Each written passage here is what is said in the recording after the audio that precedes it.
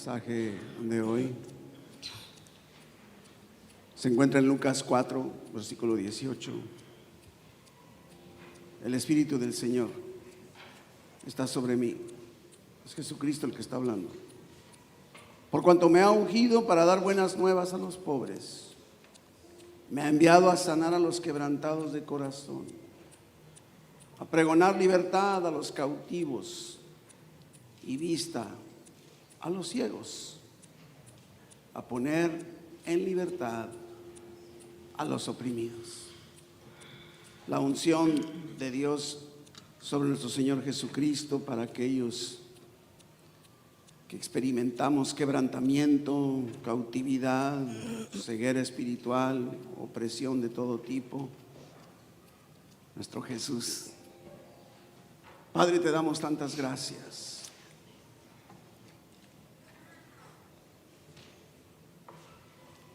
Por todo lo que tú eres en nuestras vidas, por tu esencia, por tu amor, por tu misericordia, por tu poder. Y como cada domingo, Señor, venimos como iglesia, como cuerpo, como familia tuya, Padre, ansiosos, deseosos de escuchar de ti. Queremos ser instruidos por tu Espíritu Santo. Queremos ser consolados, fortalecidos, dirigidos por tu Espíritu Santo para cumplir el propósito que tú tienes para cada uno de nosotros en todo, Padre. Que podamos iniciar este tema en esta tarde confiando plenamente en que aquellas inquietudes, aquellas problemáticas, aquellos problemas que traemos, los soltemos delante de tu presencia, sabiendo que tú tienes cuidado de nosotros y podamos estar listos, preparados para escuchar lo que tú tienes para nosotros el día de hoy, Señor. Te damos gracias en el nombre de Jesús. Amén, amén. Puede tomar su lugar ahora sí.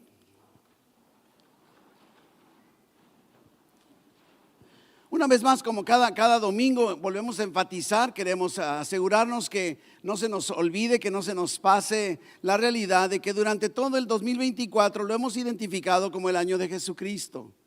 Estamos buscando no distraernos para nada y si usted se fija, estamos más concentrados en enfocar o concentrados en resaltar la esencia de Jesucristo, quién es Él, sus méritos y su grandeza, más que en el beneficio que podamos nosotros recibir como resultado de todo eso.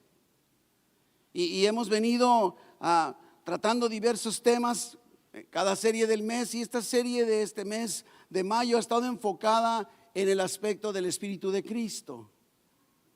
Como vimos la semana pasada, celebramos la fiesta de Pentecostés, aquel día de alguna forma en donde surgió la iglesia, nació la iglesia cristiana a través del derramamiento del Espíritu Santo en ese día. ¿Recuerdan? Eso fue lo que estuvimos celebrando el domingo pasado. Entonces nos damos cuenta, hemos aprendido que cuando la Biblia habla del Espíritu de Cristo o el Espíritu de Dios o el Espíritu Santo o el Espíritu de Jesús, está hablando del mismo Espíritu que es el Espíritu Santo. Lo que pasa es que dependiendo del enfoque, ¿se acuerdan cuando vimos el Espíritu del Hijo? Nos enfocábamos en el Espíritu Santo que nos lleva a creernos, a creer más bien, a saber la realidad de que somos adoptados por Dios. Y entonces el Espíritu del Hijo nos hace ver que somos hijos de Dios, pero es el Espíritu Santo. ¿Se acuerda que estuvimos dando esa aclaración? También aprendimos que Jesucristo, a través de haber enviado al Espíritu Santo, es el cumplimiento de su promesa de no dejarnos solos. ¿Sí? Si usted se fija cómo termina el Evangelio de Mateo, ahí Mateo 28, el último versículo dice: y he aquí yo estaré con todos ustedes todos los días hasta el fin del mundo. Y esa es una promesa que Jesucristo logra cumplir o lo cumple a través del Espíritu Santo que fue derramado en esa fecha de Pentecostés, pero ahora habita el Espíritu Santo en cada uno de nosotros como creyentes. Y es necesario, es indispensable que creamos esta verdad porque la Biblia lo dice. No importa si sientes o no. A veces decimos, es que no siento el Espíritu. Lo sientas o no lo sientas, tenemos que caminar por fe y no por vista. ¿Se acuerda que también nos dice el apóstol Pablo? Es que esa promesa de Jesús, la promesa del Padre con respecto al Espíritu Santo, se cumplió ese día de Pentecostés y por eso es que lo hemos convertido en un acto recordatorio, una celebración, ¿sí? De ese acontecimiento, ¿no? Nos metemos al día de hoy, es el último domingo en esta temática. El próximo domingo iniciamos mes, iniciamos nueva serie. Ahí les dejo en el suspenso cómo se llamará la nueva serie, pero vamos tratando de cerrar entonces un concepto del Espíritu de Dios, el Espíritu de Cristo, el Espíritu Santo, en cómo de alguna forma interviene y por qué interviene y para qué interviene, ¿sí? Este es bien importante. Y vamos a estar trabajando casi todo en el Evangelio de Lucas, aunque vamos a recurrir a otros versículos, pero vamos a centrarnos principalmente en el Evangelio de Lucas. Precisamente ese es nuestro pasaje de la semana, pero vamos yéndonos un poco más atrás en tiempo de lo que nos dice Lucas 4. Vámonos a Lucas 3, versículo 21. Nos damos cuenta lo que nos está narrando Lucas, como también lo narra Mateo, o sea, los evangelios lo narran, fue el bautismo de Jesús. Jesús fue bautizado. Y empezamos a notar algo que pudiera provocar cierta inquietud y decir, bueno, espérame, es que Jesús, Hijo de Dios, Emmanuel, Dios con nosotros, Dios encarnado, ¿acaso Jesús podría necesitar ser bautizado? Y precisamente esa es la misma interrogante que Juan el Bautista tuvo. Cuando Jesús se acerca para ser bautizado, o sea, Juan le dice, espérame tantito, ¿cómo quieres que yo te bautice? Cuando en realidad no solo tú me deberás bautizar, sino ni siquiera soy digno de desatar, o sea, la correa de tus zapatos. Era el concepto verdadero que Juan el Bautista tenía. Pero ¿qué dice Jesús? Es que es necesario que así se cumpla. Está todo establecido. Hay un plan, hay un programa, hay un planteamiento, un propósito de Dios desde la eternidad. Y entonces, como diciendo, tú deja que las cosas fluyan como deben fluir. Es que se dejó bautizar. Dice Lucas 3:21 que aconteció que cuando todo el pueblo se bautizaba, también Jesús fue bautizado. Los otros evangelios nos dan mucho más detalle. Esta discusión que le digo que tuvieron Jesús y Juan el Bautista, no lo dice Lucas, pero sí lo dicen los demás evangelios, ¿verdad? Y entonces dice que fue bautizado y orando, dice que el cielo se abrió. ¿Qué será que el cielo se abra? ¿Será que no hay nada de nubes y se ve todo clarito? ¿Será eso a lo que se refiere? Y en muchas ocasiones tú y yo creo, yo reflexionaba en todo esto esta semana. Yo digo, ¿cómo es necesario que este enfoque que es espiritual se aplique a mi vida, a tu vida? El hecho de que podamos estar buscando una promesa que se cumple en nuestra vida de los cielos abiertos. Dios lo dice, por ejemplo, cuando habla de las finanzas: abriré los cielos y derramaré bendiciones sobre vosotros hasta que sobreabunde. Estamos entonces hablando, no tiene nada que ver con que el día esté nublado o que no haya nubes, que esté todo clarito. Se está refiriendo a algo espiritual. El cielo se abrió, a lo mejor no se vio nada inclusive. Esto es algo que tenemos que ir aprendiendo. Estamos muy acostumbrados que cuando nos metemos a los aspectos espirituales, como que nos queremos volver un poquitito místicos. Es que no sentí, ¿verdad? O al revés, creemos que tenemos que hasta cambiar el tono de voz para que parezca una unción, ¿no? Así, queridos hermanos, así. Sí me doy a entender, pero no necesariamente tuvo que haber. Y dice versículo 22, y descendió el Espíritu Santo sobre él. Y dice, en forma corporal.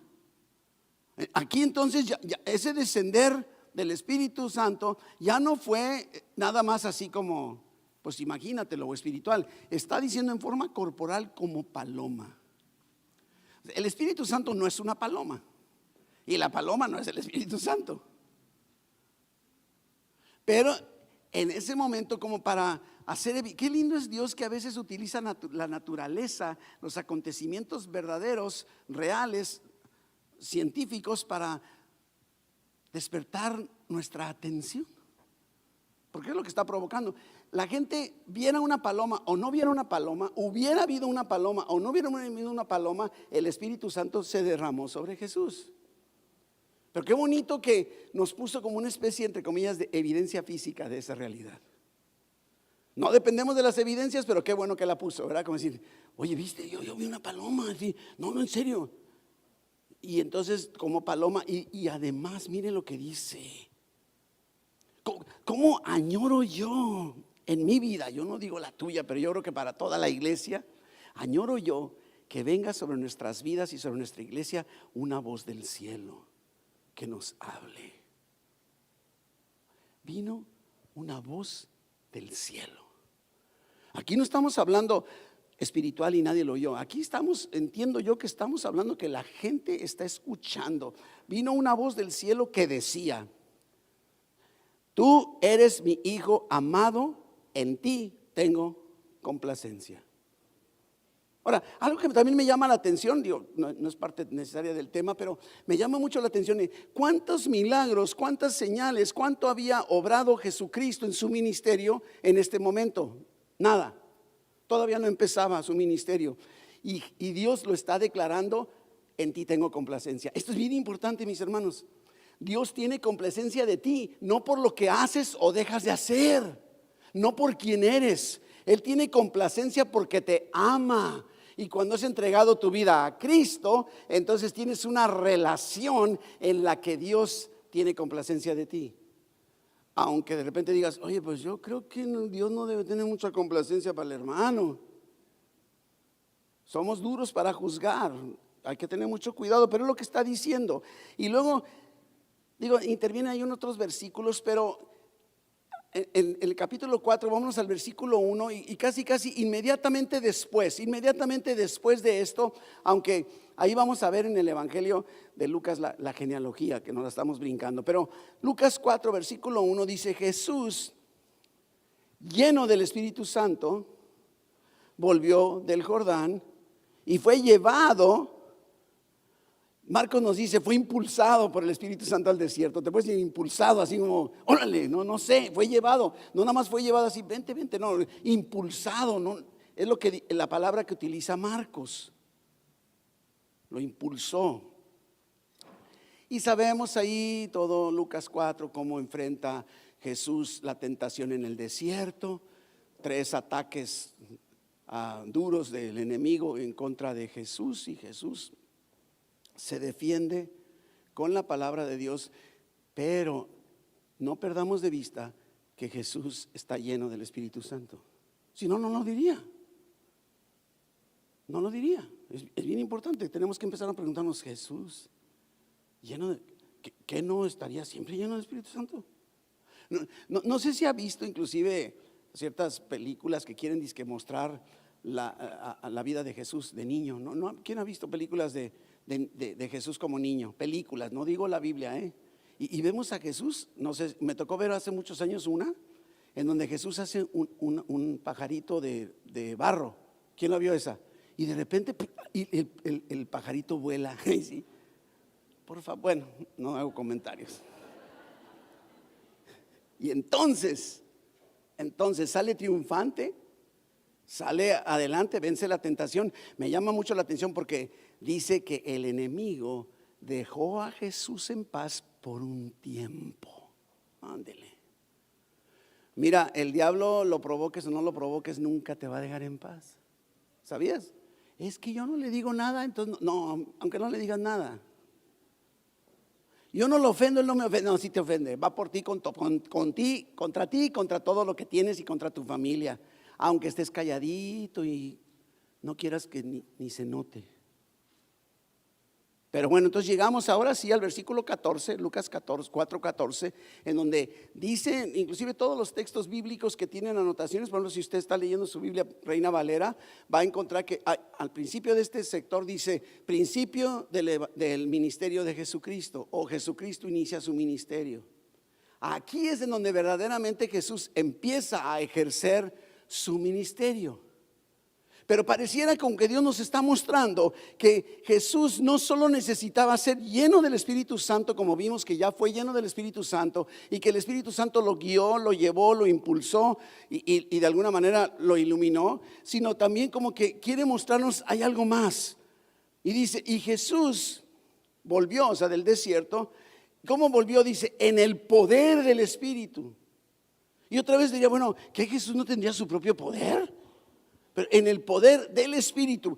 Yo no sé, pero a lo mejor lo podemos verlo entendiendo como una indirecta de Dios.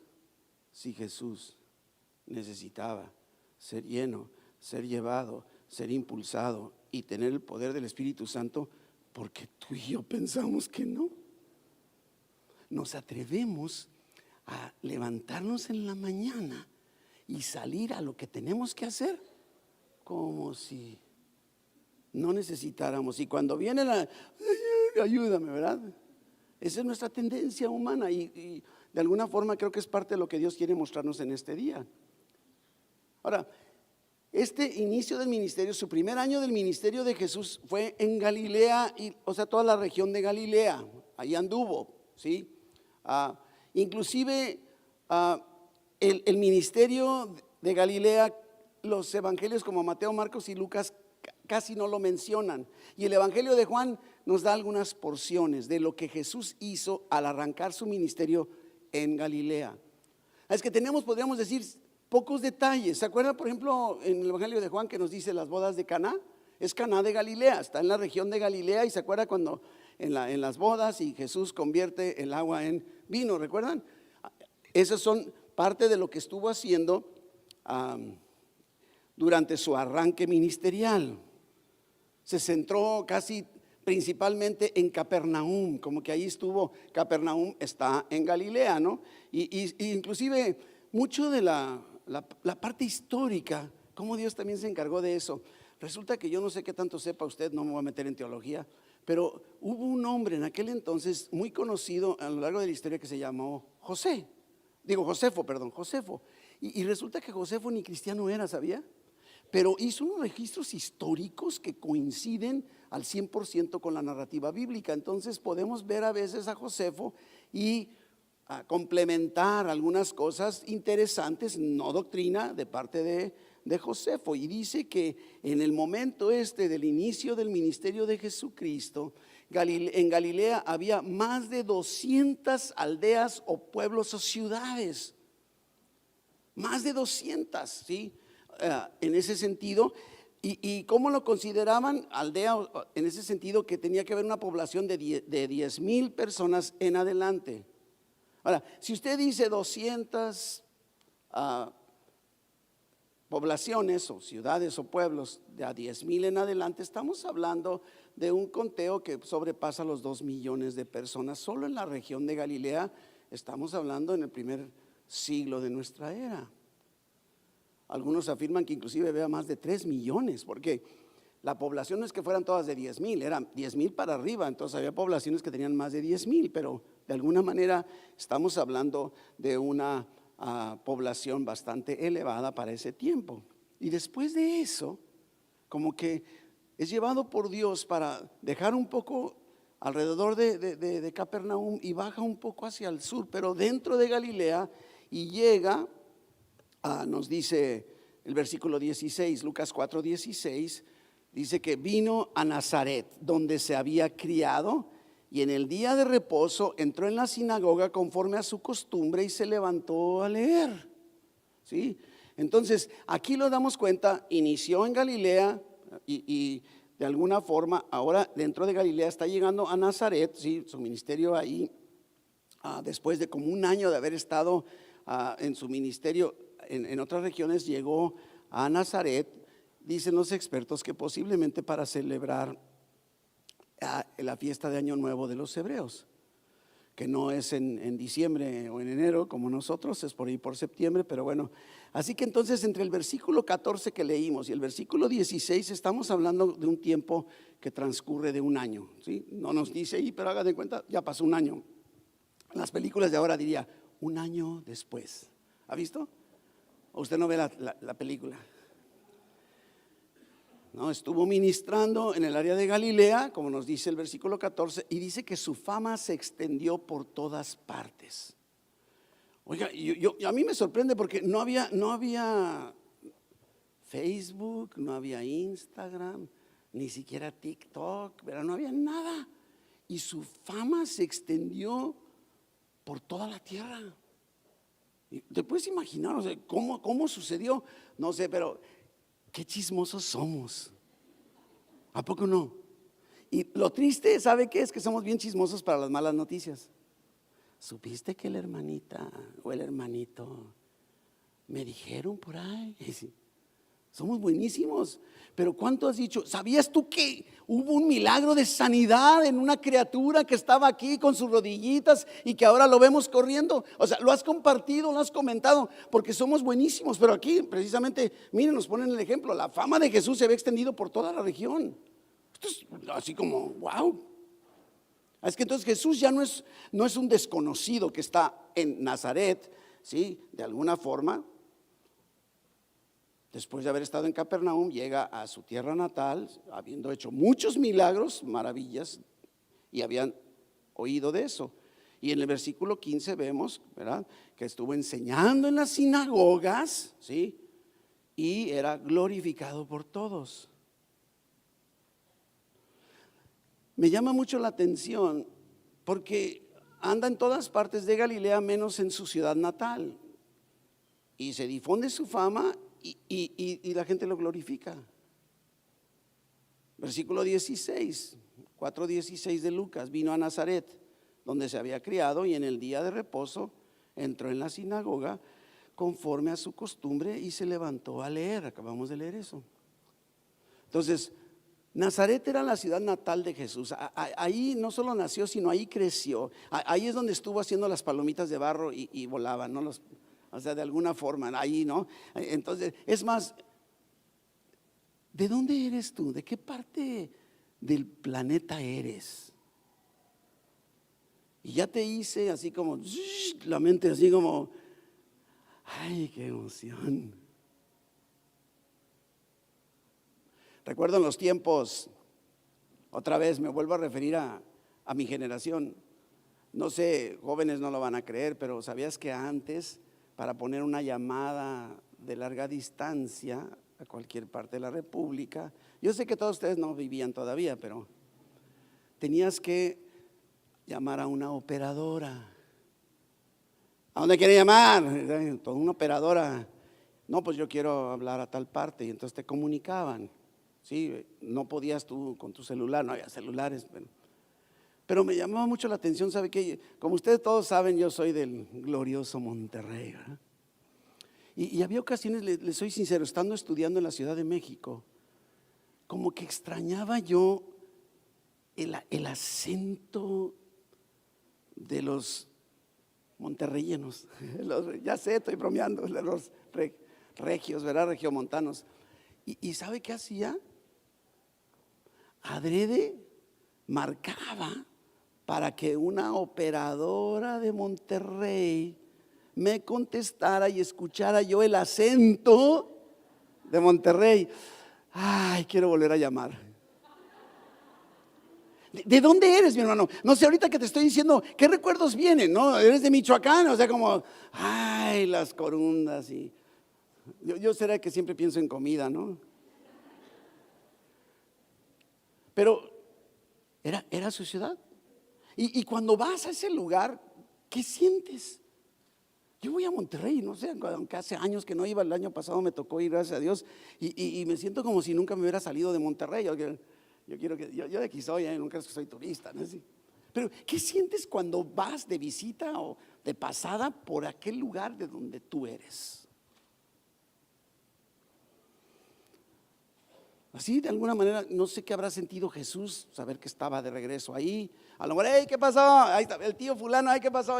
Pastor, ¿se acuerda de mí? No sé, yo no sé qué habrá sucedido, pero estás en un ambiente de una población, lógicamente, póngale de unos Aunque los expertos dicen que Nazaret había recibido un título de categoría de parte del Imperio Romano que le llamaban polis, no de polis de inglés, no polis en griego, en latín, que significaba precisamente como de alguna forma una población. Para ellos era una población que sobrepasaba los 20,000 habitantes. Quiere decir que entonces Nazaret en particular, de acuerdo a este título, tenía más de 20,000 habitantes. No era tampoco un pueblito, aunque para ahorita ya todo uno de 20 son poquitos, no son chiquitos, pero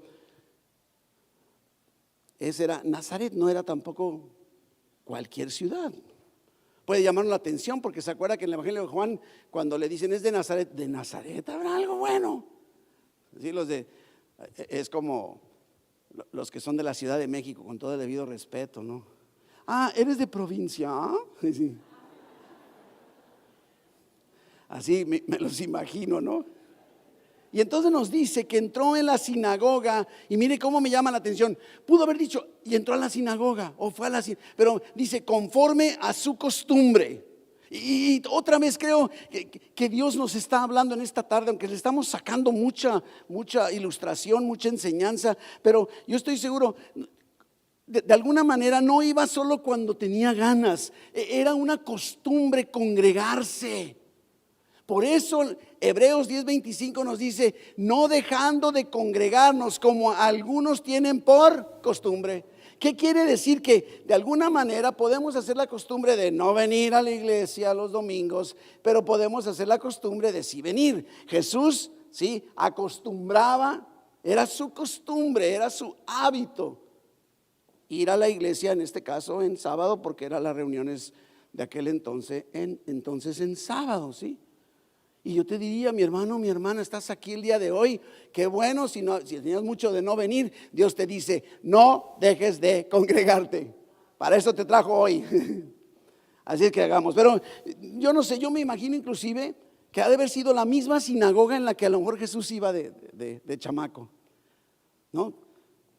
Me ha tocado, otra vez haciendo referencia, cuando estuve en la Ciudad de México, me congregaba en una iglesia en particular, y cada que tengo oportunidad de ir a la Ciudad de México, me gusta ir a esa iglesia, y no me refiero a la reunión, porque a veces no tengo tiempo en esos horarios, pero me gusta entrar y decir, me acuerdo, aquí se te atravesó. No, no es cierto, pero de alguna manera me gusta hacer ese recorrido. ¿Te puedes imaginar a Jesús ahí en esa sinagoga donde a lo mejor de niño ahí anduvo? Yo creo que muchos de ustedes, papás, se pueden identificar conmigo en el que en cuántas ocasiones por estar sirviendo, involucrados en la iglesia, teníamos a nuestros hijos dormidos en las bancas o en la alfombra, en el piso, abajo de una banca. Creo que muchos de nosotros podemos afirmar esto. Y yo me imagino que lo conocían. Muchos de los que estaban ahí, ya viste este chamaco, y ahora está de rabino, está enseñando, porque qué duros somos. Qué duros somos. Pero necesitamos darnos cuenta de una verdad que nos está apuntando todo esto del Espíritu Santo en la vida de Jesucristo. Jesucristo en su humanidad tenía que desarrollarse en su humanidad, también no solo en su divinidad.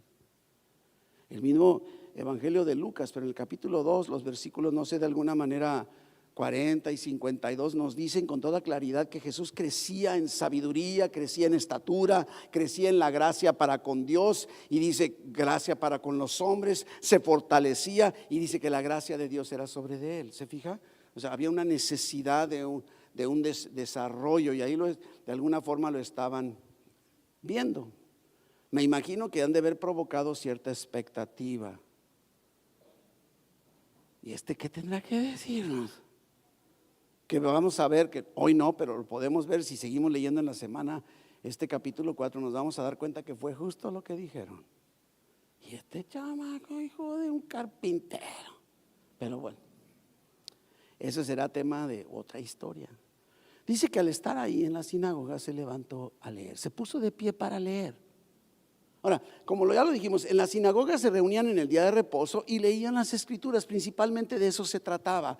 Leían las escrituras, había muy poco canto o alabanza como lo tenemos nosotros, leían las escrituras y luego había un sermón que no tenía que ser muy largo como los míos, pero bueno, tenía que ser un sermón. Y cuando había un invitado de honor, una visita, era reconocido y le daban el privilegio de leer las escrituras. Porque ahí había 7 varones que tenían la responsabilidad de la lectura, pero cuando veían a una persona, un invitado, le decían, ¿sabes qué? Ven, te invitamos. Y Jesús está ahí como una especie de huésped de honor. Versículo 17. Sigo en Lucas 4. Y dice que se le dio el libro del profeta Isaías. Y habiendo abierto el libro, halló el lugar donde estaba escrito. ¿Sí? Es que te puedes imaginar, entonces está ahí Jesús, se pone de pie. Le entregan el libro de Isaías para que lo lea. Ahora, en aquellos tiempos no había una Biblia como la de acá, ¿no? O sea, sí, búscate Isaías, aquí está, además, hasta tengo índice, tengo número de página, ¿verdad? Está todo clasificado, tiene capítulos, tiene versículos, tiene títulos por cada libro. No tengo, si yo te digo que busques Isaías, aunque le batalles porque nunca abres la Biblia, la vas a encontrar. Pero en aquel entonces era un rollo, un pergamino, y en ese pergamino estaba todo Isaías. No había capítulos, no había versículos. Por eso creo yo que dice halló. Aquí está, así como cuando, pues yo me acuerdo que ahí en Isaías había algo, a ver, no me acuerdo, ¿verdad? Pero no es lo que está sucediendo, ¿no? Pero bien importante, halló el lugar donde estaba escrito, encontró un pasaje en particular.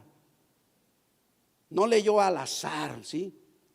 Ahora, nosotros hoy, que ya tenemos tantos recursos, Biblias en capítulos y versículos, y somos todos unos expertos, sabemos que lo que leyó Jesús está en Isaías 61. Le dieron el libro de Isaías, leyó Isaías y dices, pues no sé qué está leyendo, ¿dónde está leyendo? En el rollo. Pero ahora tú y yo sabemos que está en Isaías 61, versículo 18 ahora, Lucas 4, 18. Y mire lo que aquí está leyendo Jesús, está leyendo él la profecía de Isaías. Ahora, qué bonito es cuando vemos, ¿sí?, el texto en hebreo de la profecía de Isaías y luego ahora vemos el texto en griego de lo mismo, y entonces podemos comprender en diversas palabras que se usan para lograr tener una comprensión más clara de lo que estaba queriéndose decir. ¿Vamos bien hasta ahí? Dice, el Espíritu del Señor está sobre mí, por cuanto me ha ungido para dar buenas nuevas a los pobres. Me ha enviado a sanar a los quebrantados de corazón, a pregonar libertad a los cautivos, vista a los ciegos, a poner en libertad a los oprimidos. Ahora, esto es bien importante. Quiere decir que el Espíritu Santo no nada más está con el propósito nada más de estar, que digas, no, el Espíritu Santo está sobre mí. Tiene un propósito, dice, el Espíritu Santo está sobre mí, dice Jesús, leyendo la profecía, número uno, dar buenas nuevas a los pobres. ¿Sí? Isaías dice a los abatidos, pobres abatidos, ¿no? Y yo creo que tenemos que darnos cuenta, la palabra de Dios tiene tanta esperanza, tanta promesa para nosotros como pobres, ¿verdad? Ahora, el evangelio fue predicado a los pobres, lo vemos claramente. Jesús se ocupó de los pobres de la tierra. Es más, en el Sermón del Monte, Mateo 5, y esto es algo bien interesante, Mateo 5, versículo 3, dice Jesús, bienaventurados los pobres, porque de ellos es el reino de los cielos. ¿A qué se refiere cuando habla de los pobres? O sea, entonces, ¿qué quiere decir? Que tengo que vender todo lo que tengo que andar de indigente, no debo tener nada de dinero para que yo pueda pertenecer al reino de los cielos. Eso no está diciendo Jesús, es evidente, ¿no? Inclusive en otra versión, la Nueva Traducción Viviente, utiliza estas palabras que creo que apuntan más a lo que quiero decir en cuanto al significado de los pobres. Miren lo que dice esta otra versión: Dios bendice a los que son pobres en espíritu y se dan cuenta de la necesidad que tienen de Él, porque el reino de los cielos les pertenece. ¿Sabías que tú no puedes apropiarte ni pertenecer al reino, ni apropiarte el reino si no crees en Jesús y entregas tu vida a Jesús? ¿Y cómo puedes hacerlo mientras no te sientas totalmente incapaz? Que tú ya sabes que soy un pobre de espíritu, no tengo absolutamente nada. Nada, yo necesito de Dios, si no, no puedo salir adelante. Eso es la pobreza. Es más lo que hiciste tú, lo que hicimos tú y yo cuando entregamos nuestra vida a Cristo. Nos dimos cuenta que nada de lo que teníamos, nada de lo que habíamos hecho nos podía, no sé, dar el mérito, el crédito o el derecho a introducirnos al reino de los cielos. ¿Te das cuenta? Es precisamente en ese sentido, los pobres de espíritu, se refiere a una pobreza espiritual. Tenemos que reconocer que no tenemos absolutamente nada. Estamos pobres, aunque nos sintamos la octava maravilla. Es lo que sucedió en la parábola o la narrativa que hace Jesús también del fariseo y el publicano. Cuando dice el fariseo: te doy gracias porque no soy como este pobre menso que está aquí. Y el publicano, siendo pecador, porque un publicano era reconocido abiertamente, dice, no quería ni siquiera acercarse y no quería ni levantar la cabeza. Eso es llegar al punto, no es de una humildad, es que no, es reconocer, se da cuenta que nada de lo que él es y nada de lo que él tiene lo puede acercar a Dios. ¿Te das cuenta de esto? Yo no sé si tú estás aquí en esta tarde y nunca has entregado tu vida a Cristo, pero tienes que reconocer una cosa: sin Cristo eres un pobre de espíritu. Es más, estás en la bancarrota espiritual. Necesitas a Jesucristo. Eso es precisamente lo que vino a hacer una de las tantas cosas de Jesús, a dar las buenas nuevas. Son las buenas nuevas del evangelio. Por eso se llama evangelio, que es buenas nuevas, las buenas noticias, ¿sí? Necesitamos a Dios. Y en la medida que reconozcamos nuestra pobreza espiritual, veremos la necesidad que tenemos de Él. Número 2. Vino a sanar a los quebrantados de corazón. El texto en Isaías dice: a vendar a los quebrantados de corazón. A vendar, a sanar. Tanta gente con el corazón quebrantado, cristianos y no cristianos. Estamos rodeados de gente quebrantada, decepcionada. La vida no es todo lo que esperábamos. Nos desesperamos, nos desilusionamos. Anda mucha gente, inclusive a veces nosotros, con el corazón quebrantado, con esperanzas desvanecidas. Esperábamos tanto y como que no se está llegando vivimos decepcionados. Y Cristo vino para sanarte, para curarte, para vendar ese quebrantamiento de corazón. ¿Cómo lo hace? ¿Cómo sana Jesús los corazones? Viene a ti con su amor. Viene a ti con su amor. Te cubre de su amor y te asegura su amor y su aceptación si tú te entregas a Él. Es la forma. No quiere decir que tus problemas se van a ir, pero que tus heridas, tus quebrantamientos van a ser curados, sanados, vendados, sí. Y yo creo que todos los que estamos aquí necesitamos.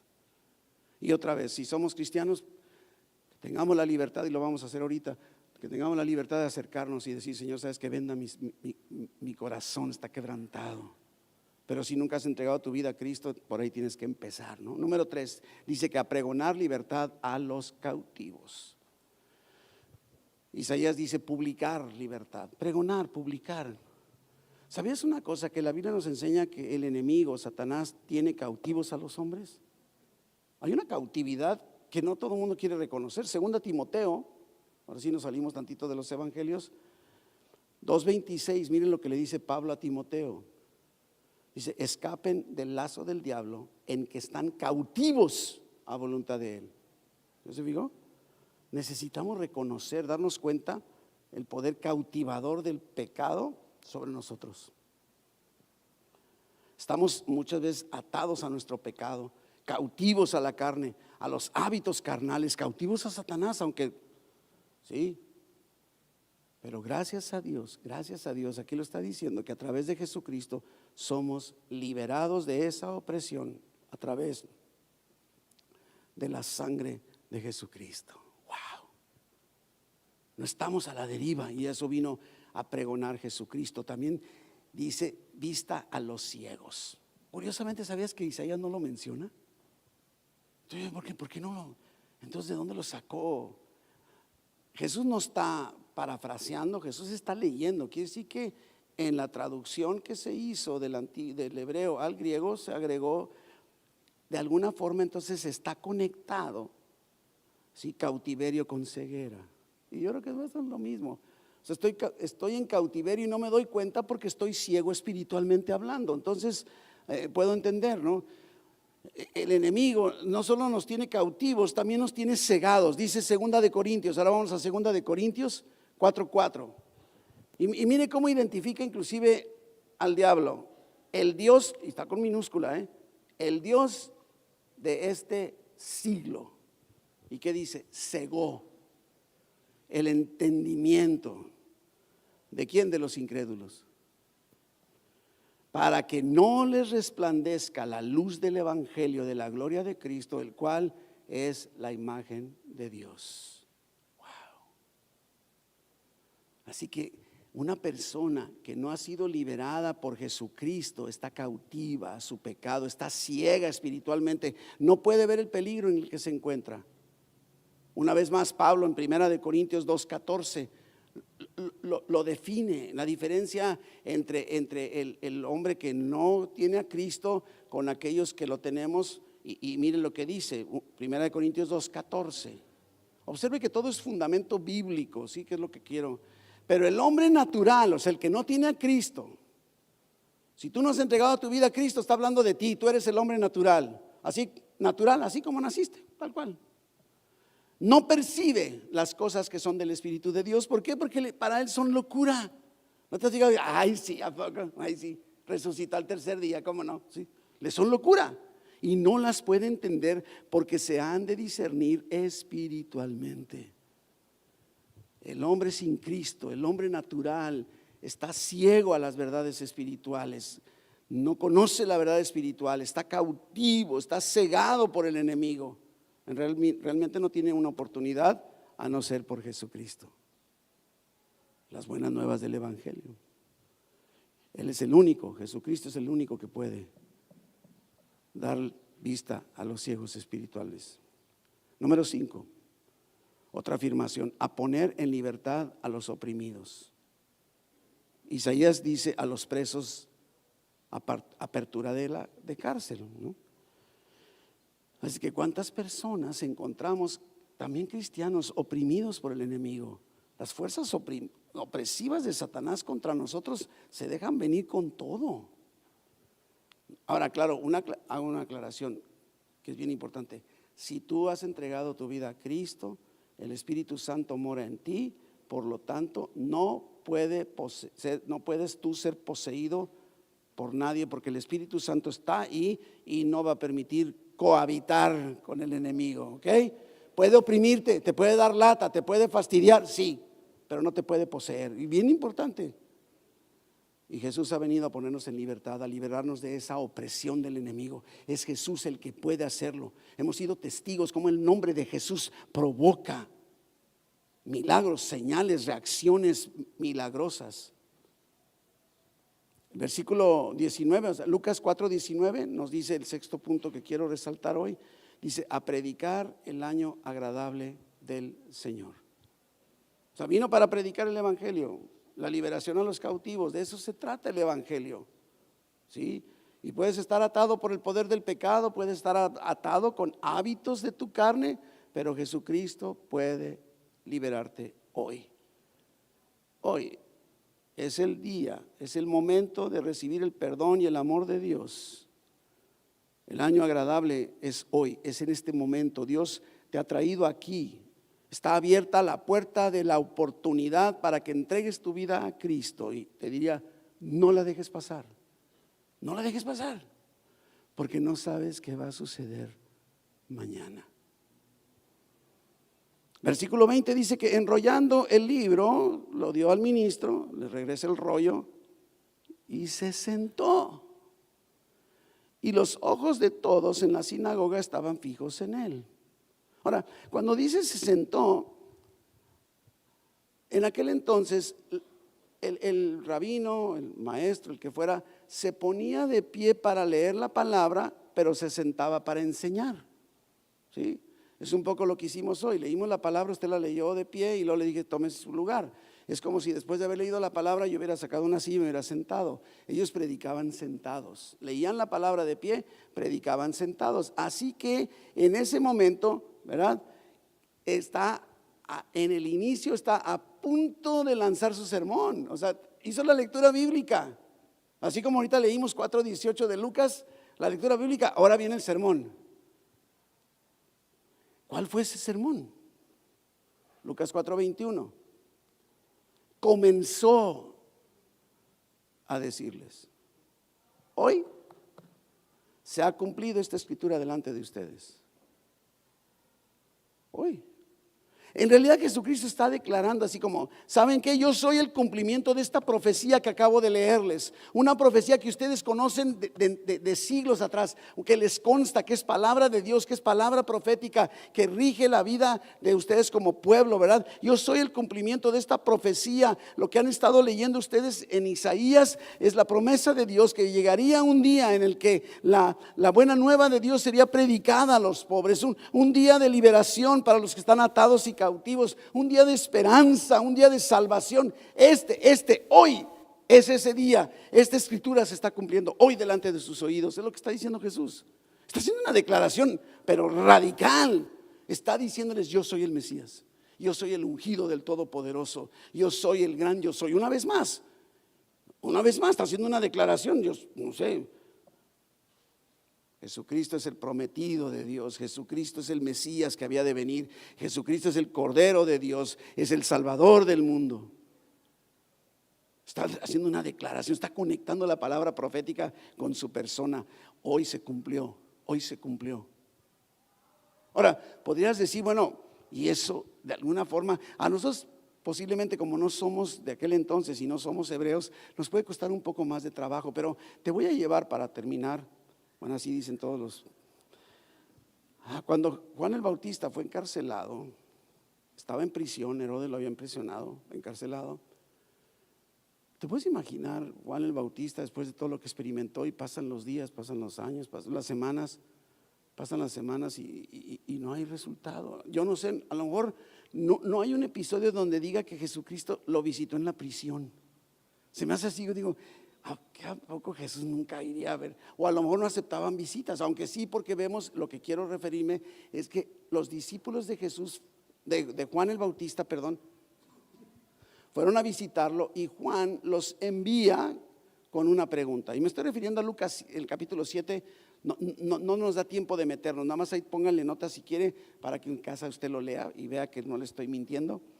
Pero les dice: vengan para acá, vayan con Jesús y díganle, solo láncenle esta pregunta: ¿eres tú el que estamos buscando o buscaremos a otro? O sea, ¿eres tú de veras él o no? Juan sabía realmente que era el indicado, porque él mismo había declarado: he ahí el Cordero de Dios que quita el pecado del mundo. Pero cuando estaba en la cárcel, Herodes, yo creo que comenzó a desanimarse. Y a veces cuando nos desanimamos, tú y yo empezamos a dudar: ¿de veras estaré bien en creer lo que estoy creyendo? ¿Será verdad todo esto? Yo he compartido con ustedes en uno de los tantos domingos saliendo, me encontré con un varón que viene ocasionalmente. Me dijo: pastor, déjeme preguntarle algo. Dime, ¿y qué si todo lo que usted está diciendo es mentira? Y le dije: ¿y qué si todo lo que te estoy diciendo es verdad? Aguas, porque te quedas, le dije. Lo digo en plan de broma, ¿no? Pero llegaron los discípulos de Juan con Jesús y le dicen: ¿sabes qué? Nos está mandando Juan y quiere que le contestes si tú eres el indicado, si tú eres. Y en el versículo 21, Lucas 7:21, en esa misma hora, en ese instante, te puedes imaginar, están los diciendo: hey, Jesús, ¿qué crees? Que mira, Juan, pobrecito, está allá y me dice que le contestes, ¿eres tú la verdad? ¿Eres sí o no? Y Jesús no contesta. ¿Cómo me sorprende cómo Jesucristo no siempre contesta? ¿No te ha pasado? A veces no te contesta lo que tú quieres que te conteste, o la forma en la que quieres que te conteste. Pero Jesús está queriéndose asegurar que el mensaje verdadero le llegue fielmente a Juan. En esa misma hora sanó Jesús, a muchos de enfermedades y plagas y de espíritus malos, y a muchos ciegos les dio la vista.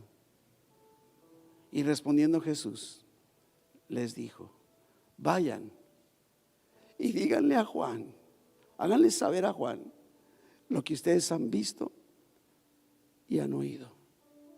Los ciegos ven, los cojos andan, los leprosos son limpiados, los sordos oyen, los muertos son resucitados, y a los pobres es anunciado el evangelio. Y bienaventurado es aquel que no haya tropiezo en mí. Y lo hemos dicho antes, me sorprende mucho porque Jesús no le digo, sí, díganle que sí, claro, cómo no. Y yo le he platicado, tenemos en nuestras formas de lenguaje, tenemos muchas maneras de decir un sí que es un no, ¿verdad que sí? O sea, oye, ¿me prestas 1,000 pesos? Sí, claro, eso es un no, ¿verdad? Sí sabía que es un no, ¿verdad? Sí. Entonces yo me imagino, yo siempre me he imaginado así que regresaron, ¿qué les digo Jesús? Pues que sí, pero ¿cómo digo? Sí, o digo sí, o ay sí, ¿cómo te dijo? ¿No? Fíjese que Jesús no se arriesga a que el mensaje sea humanizado.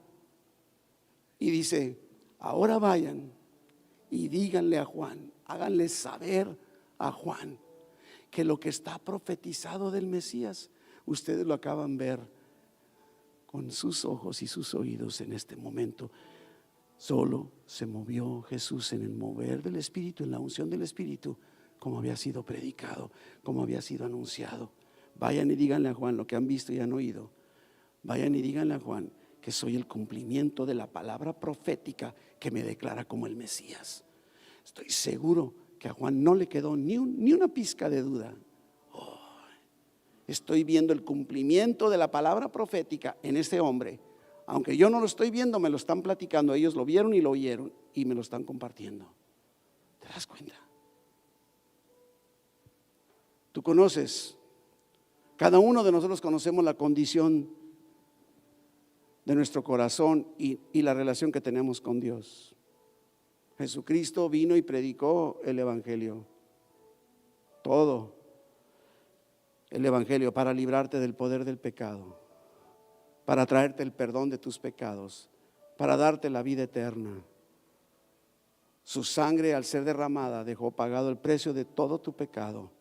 Y en esta tarde Dios te está ofreciendo a ti, el día de hoy, ese glorioso regalo de la vida eterna. Y no podemos cerrar este sermón sin dar la oportunidad para que des este paso. Dice Primera de Juan, capítulo 5, versículos 11 y 12. Lo dice con toda claridad, por si tienes dudas. No lo digo yo, lo dice la palabra. Este es el testimonio que Dios nos ha dado vida eterna. Y esta vida está en su Hijo. Mira el versículo 12. El que tiene al Hijo tiene la vida. El que no tiene al Hijo de Dios no tiene la vida. Así de sencillo. Te pregunto, ¿tienes al Hijo de Dios? ¿Tienes al Hijo de Dios? Y si no, ¿por qué no dar el paso ahora y si tener al Hijo de Dios? Porque si no tienes al Hijo de Dios, no tienes vida eterna. Así de fácil dice la palabra. ¿Quieres entregar tu vida a Cristo el día de hoy para tener al Hijo de Dios en tu corazón? Comenzar este caminar en el poder del Espíritu Santo, en el perdón de tus pecados, en una relación personal con Jesucristo, que te adopte en ese momento como un hijo suyo. Levanta tu mano. Levanta tu mano, toma este paso y sabes que yo quiero entregar mi vida a Cristo. Dios te bendiga. Nunca lo he hecho antes, quiero hacerlo hoy. Quiero entregar mi vida a Cristo hoy. Ya no quiero dejar pasar más tiempo. Quiero tener al Hijo, porque teniendo al Hijo de Dios tengo la vida eterna. ¿Tienes la vida eterna? ¿Tienes al Hijo de Dios? Y mira lo que ha hecho Dios, ha provocado este tema y te trajo aquí esta tarde para mostrarte cuánto te ama y darte una oportunidad más de tantas que ya te ha dado para que recibas la salvación y el perdón de tus pecados. Ahí donde se encuentran mis hermanos que levantaron la mano, ahí donde están, vamos todos orando juntos. ¿Qué le parece, iglesia? ¿Me ayudan? Repitamos, mi Dios, en esta tarde he escuchado el mensaje del Evangelio,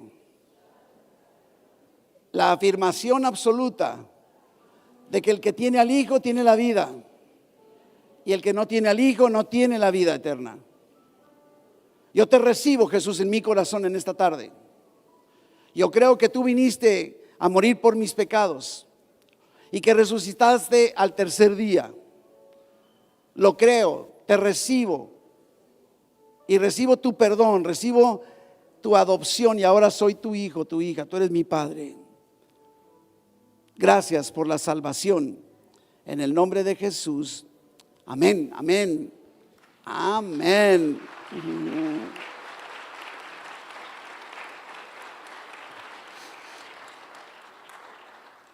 Iglesia, nos podemos dar cuenta aquí que Lucas nos está diciendo en estos primeros capítulos de su evangelio que el Espíritu Santo vino sobre Jesús cuando fue bautizado, que Jesús fue lleno del Espíritu Santo, que se movió en el poder del Espíritu.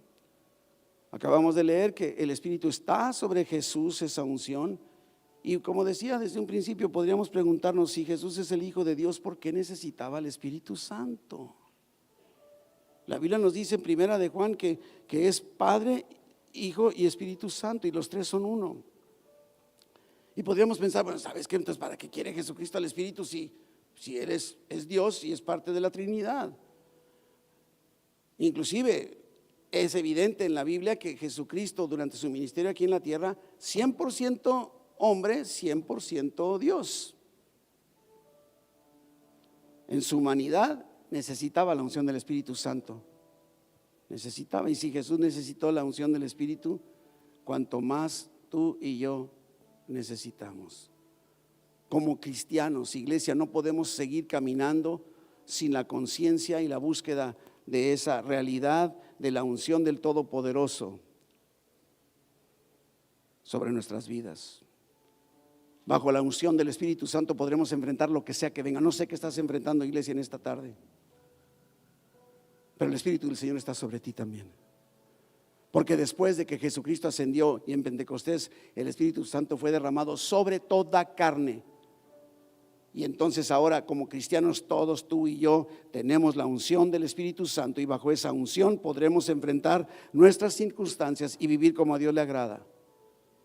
Como dice el profeta Zacarías, no con ejército ni con fuerza, sino con el Espíritu de Dios. Y este es el momento. Yo no sé si te sientas agotado, cansado, quebrantado, dolido, desesperado, frustrado, desanimado, pero Dios quiere proclamar sobre tu vida el mensaje del Evangelio. Quiere liberarte, quiere quitar esa opresión en tu entorno. Y este es el tiempo para hacerlo. Así que yo quiero invitarte que cierres tus ojos y platicando directamente con Dios. Ya no se trata de salvación, ya tienes la salvación, Él te la ha dado. Pero ahora sí necesitas moverte en la unción del Espíritu Santo, en su poder, para enfrentar lo que sea que estás enfrentando. No con ejército, no con fuerza, sino en el poder del Espíritu Santo sobre tu vida. La unción del Señor ya está sobre ti, iglesia. Padre, te damos tantas gracias porque nos has dado ojos para ver y oídos para oír en lo espiritual. Gracias, Señor, porque nos has liberado del poder de las tinieblas. Créelo, iglesia. Gracias, Padre, porque nos has traído a la luz gloriosa de Jesucristo, y que es por medio de Jesucristo que nosotros, una vez estábamos atados, esclavizados en tinieblas, hemos sido liberados. Permite, Señor, que podamos prestar atención a estas verdades del Evangelio y aprovechemos creyendo en la bendición que tú ya nos has dado como tus hijos. Queremos recibir sanidad, queremos recibir tu ayuda, queremos recibir tu liberación. porque nos has dado la salvación a través de Jesucristo. Padre, y delante de tu presencia cada necesidad de tu pueblo aquí en esta tarde. Que tu unción abra sus ojitos espirituales y sus oídos, que puedan escuchar tu llamado, tu bendición, diciéndoles: con amor te he amado, eterno amor te he amado.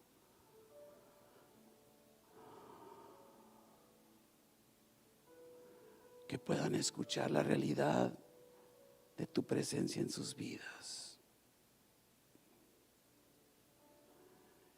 y caminar sabiéndose bajo la unción de tu Espíritu.